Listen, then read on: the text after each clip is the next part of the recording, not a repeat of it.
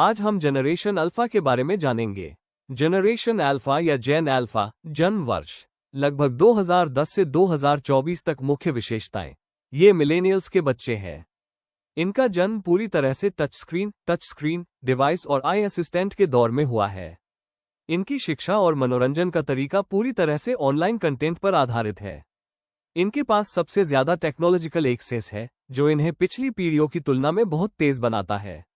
Generation alpha, ये वे बच्चे हैं जो 2010 से 2024 के बीच पैदा हुए। इन्हें पिछली किसी भी पीढ़ी से सबसे ज्यादा टेक्नोलॉजी का एक्सेस मिला है। 1. तकनीकी जीवनशैली, tech lifestyle, touch screen natives. Gen Alpha की दुनिया में बटन नहीं, बल्कि स्क्रीन है।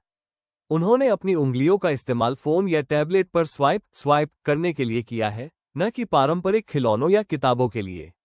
इंटरनेट पर निर्भर शिक्षा, पारंपरिक स्कूल के साथ ही ये यूट्यूब, एजुकेशनल ऐप्स और ऑनलाइन लर्निंग प्लेटफॉर्म पर निर्भर है। इनके लिए ज्ञान का मतलब सिर्फ क्लासरूम नहीं, बल्कि गूगल और एआई भी है। ग्लोबल कनेक्टिविटी, जेन अल्फा के दोस्त सिर्फ आस पड़ोस में नहीं, बल्कि दुनिया भर में ऑनलाइन गेमिंग या वीडियो प्लेटफॉर्म पर हो सकते हैं। 2. प्रमुख चुनौतियां, मेजर चैलेंजेस, अटेंशन स्पैन में कमी, शॉर्टर अटेंशन स्पैन, तेज गति वाले वीडियो और लगातार नोटिफिकेशन के कारण लंबी और गहरी जानकारी पर ध्यान केंद्रित करना इनके लिए मुश्किल हो सकता है। डिजिटल फुटप्रिंट, बहुत छोटी उम्र से ही ऑनलाइन रहने के कारण इनका डिजिटल फुटप्रिंट, इंटरनेट पर छोड़े गए डेटा के निशान, बहुत बड़ा होता है, जिससे भविष्य में गोपनीयता प्रिवेसी का जोखिम बढ़ता है।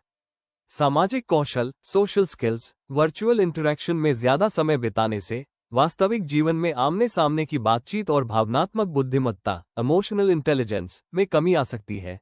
Gen Alpha bridge generation, the bridge generation. Gen Alpha एक पुल की तरह है, जो पिछली डिजिटल दुनिया जेन जेड को भविष्य की AI आधारित दुनिया जेन बेटा से जोड़ते हैं।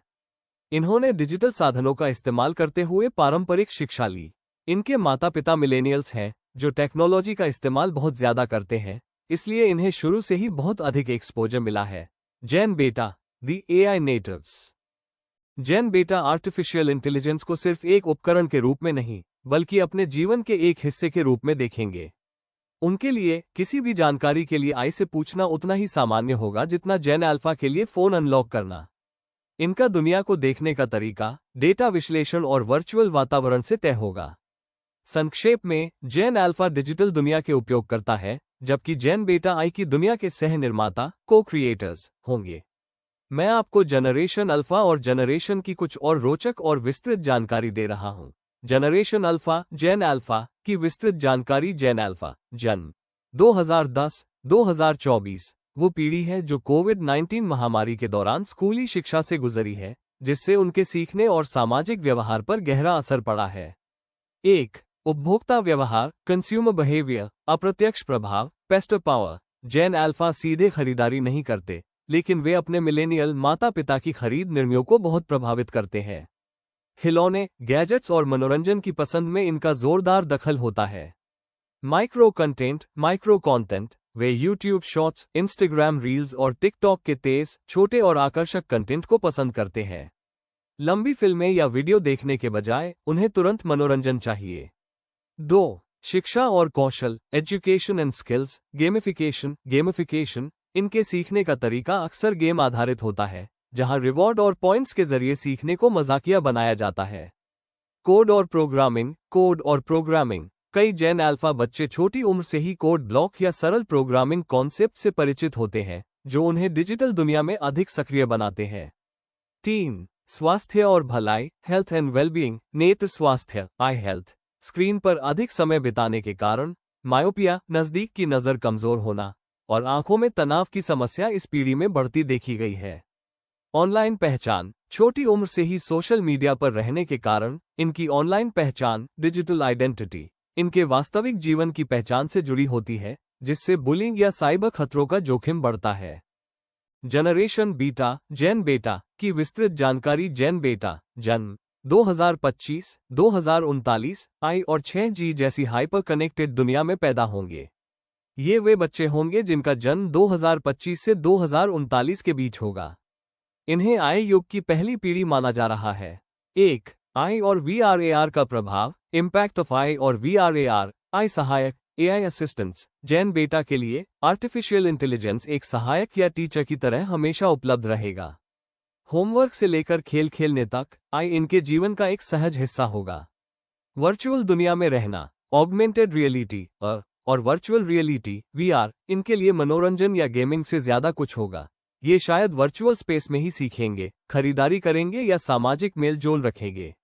हाइपर पर्सनलाइजेशन आई हर बच्चे की सीखने की गति और रुचि के अनुसार शिक्षा और मनोरंजन को पूरी तरह से व्यक्तिगत बना देगा। 2. भविष्य की क्षमताएं, फ्यूचर पोटेंशियल, तेज समस्या समाधान। चूंकि इनके पास तुरंत जानकारी तक पहुंच होगी, इसलिए ये पिछली पीढ़ियों की तुलना में समस्याओं को तेजी से हल करने की क्षमता विकसित कर सकते हैं। अत्यधिक तकनीकी साक्षरता, हाई टेक लिटरेसी, ये टेक्नोलॉजी को सिर्फ इस्तेमाल नहीं करेंगे, बल्कि इसे समझने और बदलने में भी सक्षम होंगे। जेन बेटा आई नेटिव्स, द AI नेटिव्स। जेन बेटा आर्टिफिशियल इंटेलिजेंस को सिर्फ एक उपकरण के रूप में नहीं, बल्कि अपने जीवन के एक हिस्से के रूप में देखेंगे।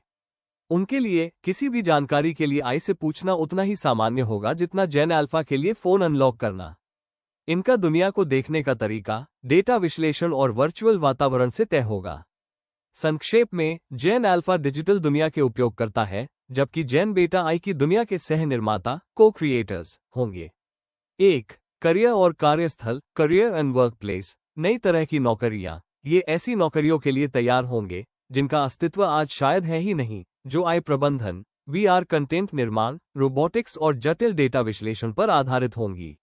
अस्थायी परियोजनाएं, गिग इकोनॉमी, पूर्णकालिक नौकरियों के बजाय वे छोटे, उच्च कौशल वाले प्रोजेक्ट आधारित काम को प्राथमिकता दे सकते हैं, क्योंकि आई नियमित कार्यों को संभाल लेगा।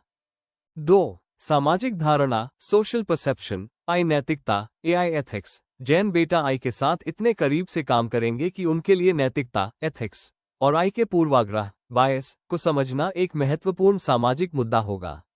वर्चुअल सामाजिकता, सामाजिक मेल जोल के लिए उनके पास वास्तविक, इन पर्सन और वर्चुअल, मेटावर्स, दोनों तरह के विकल्प होंगे। हो सकता है कि वर्चुअल स्पेस में दोस्तों के साथ समय बिताना उतना ही सामान्य हो जाए जितना आज फोन पर बात करना। 3. वैयक्तिकरण, पर्सनलाइजेशन, कस्टमाइज्ड हेल्थ केयर। आई और बायोसेंसर्स की मदद से जेन बेटा को बचपन से ही अत्यधिक व्यक्तिगत स्वास्थ्य योजनाएं मिल सकती हैं, जो उनके DNA और जीवनशैली पर आधारित होंगी। अनुकूलित विज्ञापन और मार्केटिंग जेन बेटा के लिए इतनी बारीकी से अनुकूलित, फाइनली ट्यून्ड होगी कि उन्हें लगेगा कि उत्पाद सीधे उनकी जरूरतें पूरी करने के लिए बनाए गए हैं। ये जानकारी जेन अल्फा और जेन बेटा की विशिष्टताओं और भविष्य की संभावनाओं को और स्पष्ट करती है। अगर हमारी दी गई जानकारी आपको पसंद आती है तो चैनल को लाइक कर दें और हमें सपोर्ट करने के लिए चैनल को सब्सक्राइब कर दें। अगर आपको जनरेशन जी के बारे में जानकारी चाहिए तो आप मुझे कमेंट करके बता सकते हैं। धन्यवाद।